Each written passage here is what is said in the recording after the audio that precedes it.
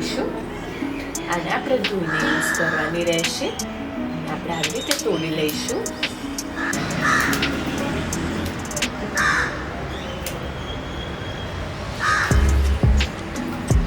Friends, બ્રોકોલીને આવી રીતે એકદમ છૂટી પાડી દેવાની રહેશે. ને હવે આપણે આને ચોપરમાં એકદમ ઝીણું ઝીણું ચોપ કરવાની રહેશે.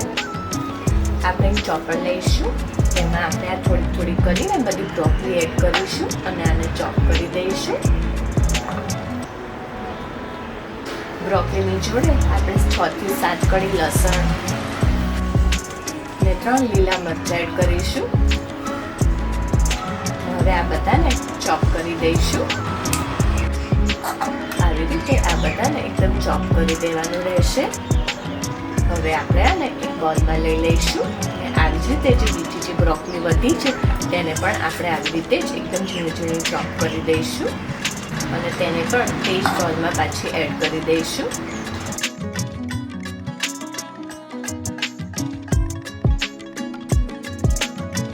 બધી જ બ્રોકોલીને આવી રીતે ચોપ કરી દેવાની રહેશે. તે પછી એક બાઉલ છીણેલું પનીર એડ કરીશું. તમે પનીરની ક્વોન્ટિટી વધારે ક્યાં તો ઓછી રાખી શકો છો. તે પછી સ્વાદ અનુસાર મીઠું એડ કરીશું.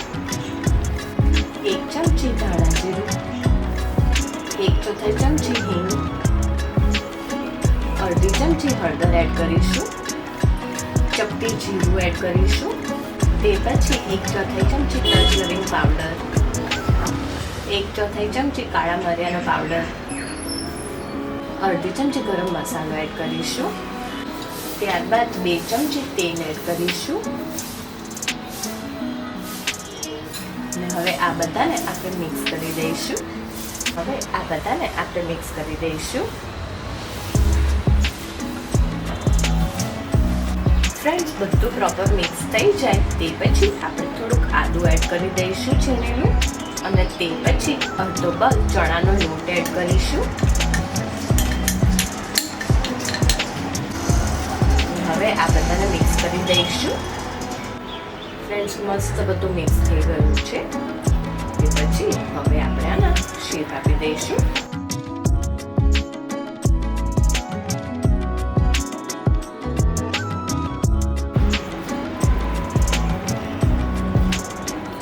હું આટલા શેપ આપું છું અને હવે આપણે આ એક પ્લેટમાં મૂકી દઈશું.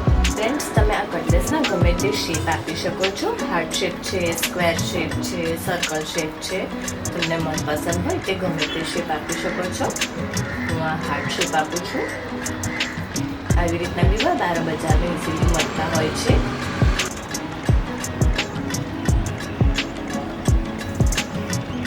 આવી રીતના હવે આપણે આને એક પ્લેટમાં મૂકી દઈશું. આવી જ રીતે બીજી બધી કટલેસ આપણે કરવાની રહેશે. ફ્રેન્ડ્સ, તો ચલો હવે આપણે બનાવીએ એકદમ હેલ્ધી અને એકદમ tasty broccoli cutlets. Friends, broccoli cutlets બનાવવા માટે થઈને આપણે એક તવી મૂકીશું. તવી થોડી ગરમ થાય એટલે તેમાં આપણે 1 ચમચી તેલ એડ કરીશું અને તવીને તેલવાળી કરી દઈશું. તવી ગરમ થઈ જાય તે પછી આપણે જે આ બ્રોકોલી કટલેસ જે કરી છે, જે વણી છે તે આપણે એડ કરીશું એક એક કરીને.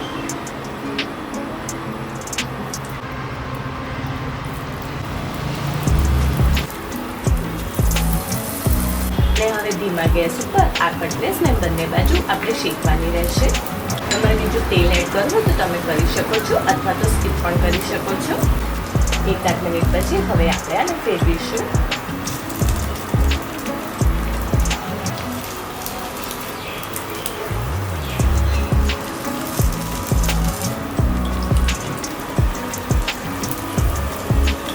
હવે આપણે આને બીજી સાઈડ પર થવા દઈશું.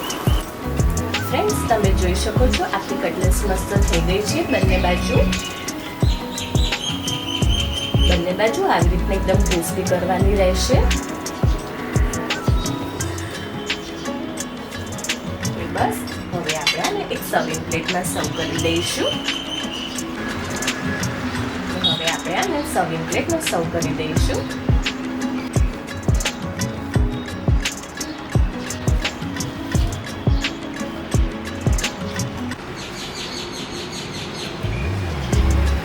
ફ્રેન્ડ્સ, તો આવી રીતે બીજી બધી બ્રોકલી કટલેટ્સ આપણે કરવાની રહેશે.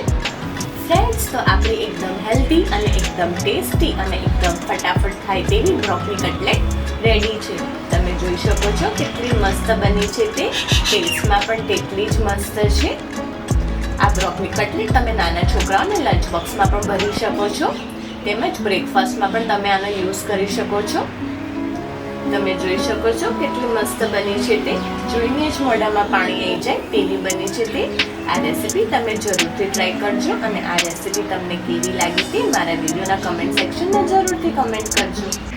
ફ્રેન્ડ્સ, તમે જોઈ શકો છો કેટલી ક્રિસ્પી બની છે તે. ફ્રેન્ડ્સ, જો તમને આ વિડીયો પસંદ આવ્યો હોય તો સબસ્ક્રાઇબની જોડે બેલ આઇકોન ઉપર ઓલ બટન દબાવજો, જેથી મારા બધા નવા વિડીયો તમને મળતા રહે.